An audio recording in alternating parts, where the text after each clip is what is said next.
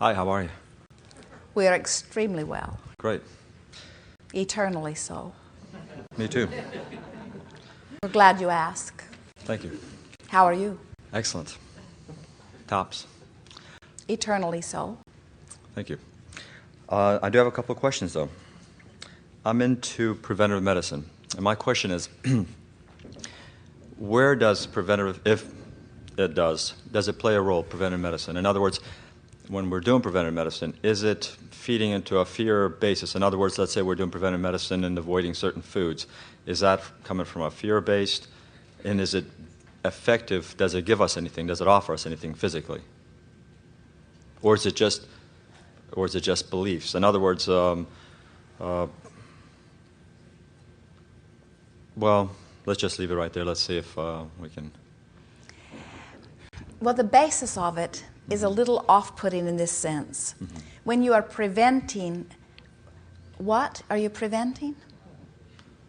Degeneration, arthritic changes, different maladies, sure. In other words, and so sometimes just the idea of the preventative medicine causes you to do a virtual reality about the things that you are preventing, which actually makes you more associative with them than otherwise.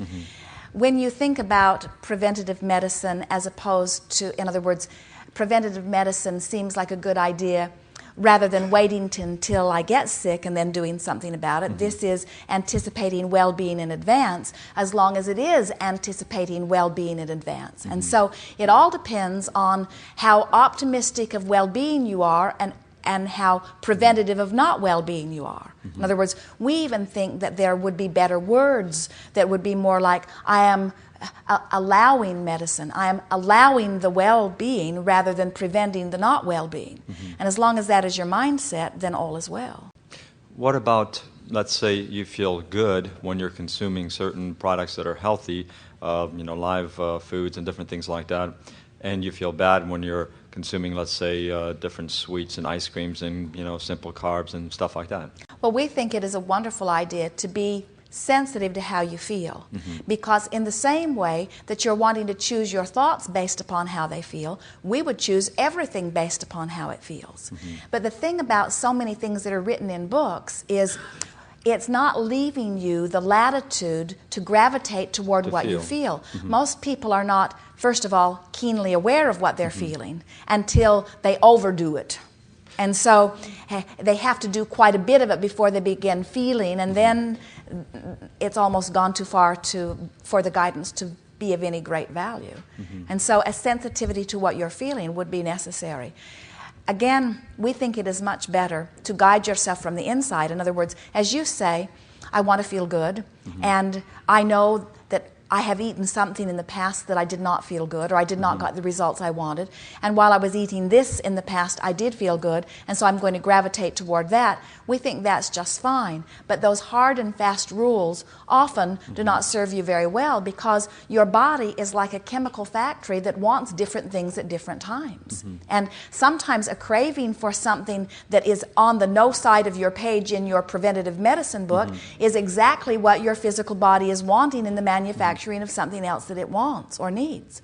And if you've said no, no, always no to that, you are not serving your body in the best possible way. We would think in terms of moderation. We would think in terms of balance. We would think in terms of following our impulse. The other day, Jerry and Esther were watching Lovable Cat. They call her Elsie. And she was eating grass.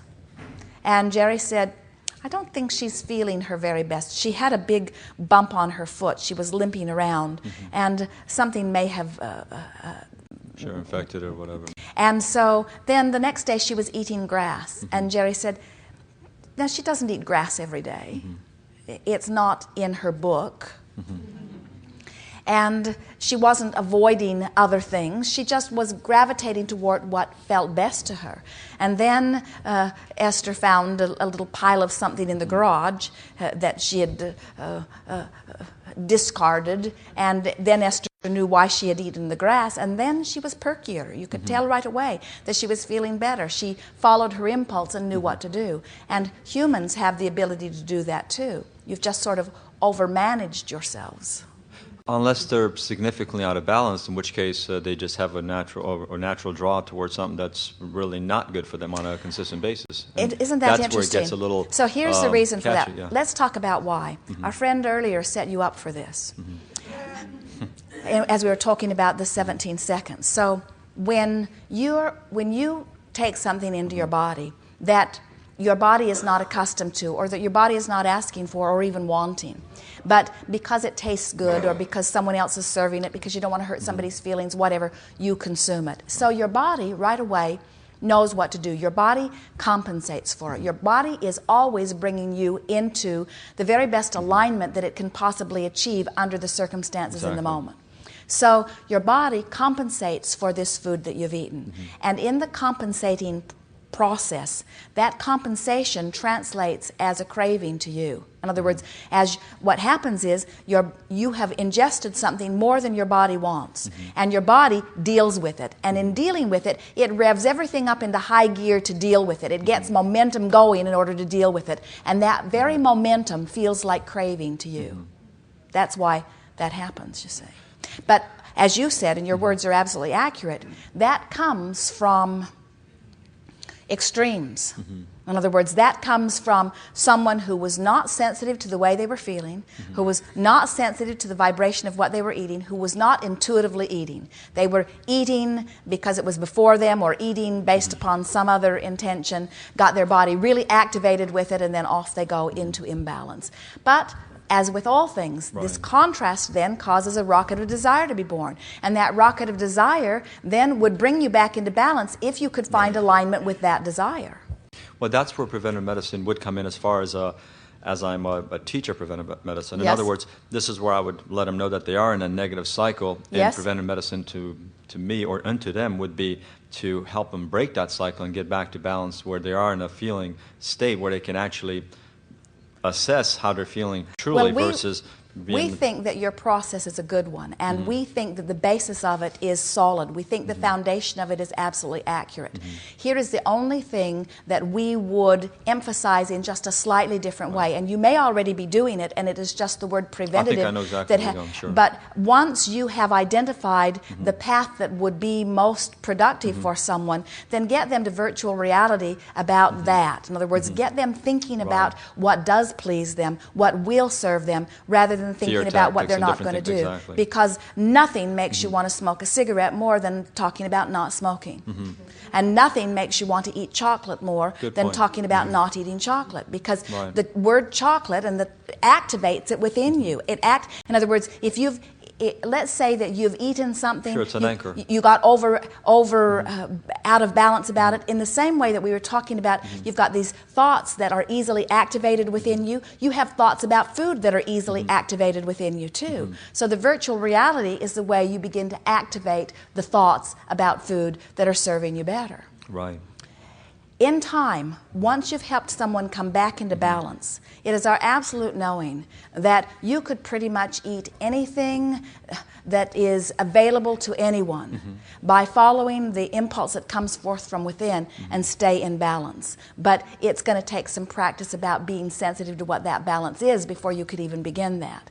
And what happens with so many, they don't trust themselves because they've tried and failed and tried and failed and tried and failed, but turning it over to someone that's outside of them isn't the best role either. And so if you can teach them how to be intuitive about the way they are feeling, then you've given them something that will really serve them.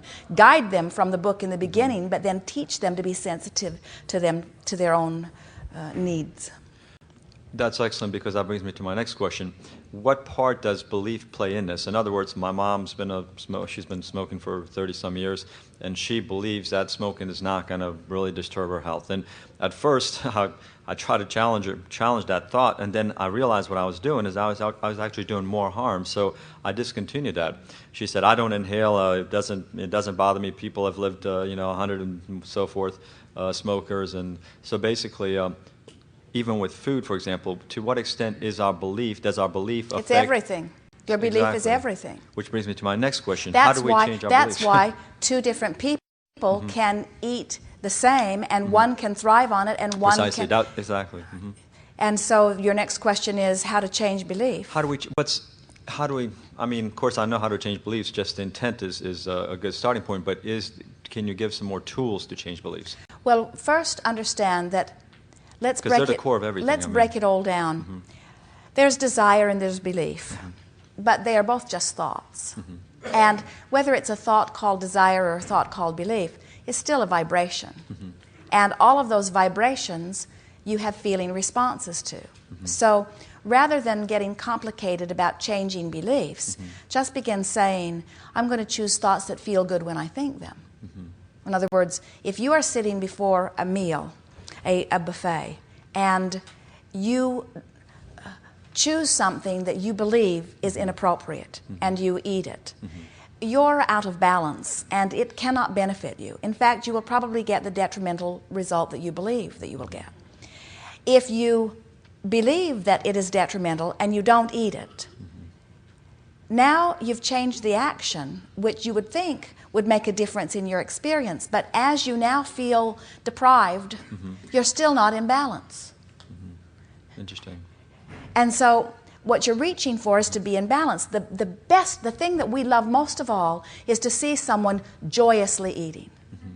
And that's a hard thing to find in your culture today, because almost all of you have found something to be wrong with almost everything that you eat. Precisely. And so when you eat, it's usually not a pleasant experience. In other words, some people have got to the point that they only eat just for fuel, and they try to make it as brief as possible. They try to eliminate the experience as much as they can. Other people eat and feel uncomfortable every time they eat and receive the detrimental results. We are in agreement with your mother. If your mother absolutely believes in her well-being and does not feel hindered by the cigarettes that she smokes, she will not be hindered by the cigarettes that she smokes.